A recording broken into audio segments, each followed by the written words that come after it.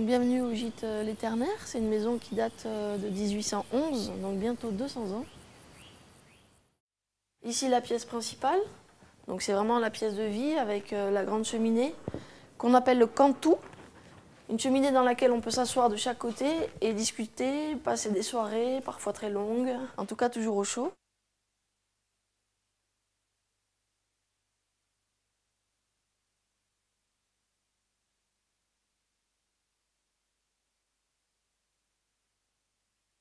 La mets à cochon qui a été transformée pour y déposer tous les objets qu'on a trouvés lors de la rénovation. Donc c'était en 2000, à la fois dans la grange, dans la maison ou au grenier. Ici on est dans la souillarde, la pièce qui servait de réserve pour les anciens propriétaires. Ici la source de la maison, un fait un petit peu rare dans les maisons bigourdanes, impeccable pour mettre l'apéritif au frais.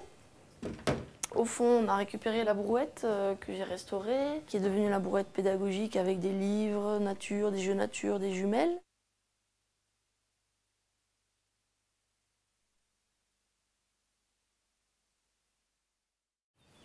Les enfants qui sont ici en vacances peuvent venir voir les moutons, remettre un petit peu d'eau dans la bassine, venir les caresser.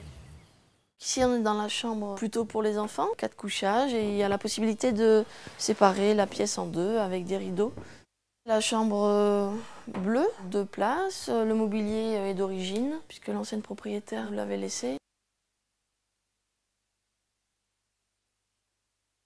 Donc ici, la deuxième chambre qui, elle a l'avantage d'avoir le lever du soleil.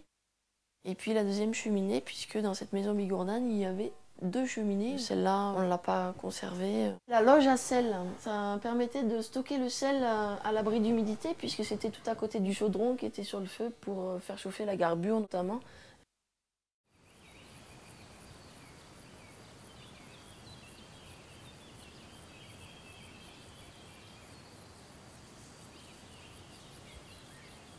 Donc c'est ici le poulailler, c'est un bâtiment traditionnel multi-usage puisque au rez-de-chaussée il y avait les cochons, au premier étage les poules et puis au dernier étage les pigeons.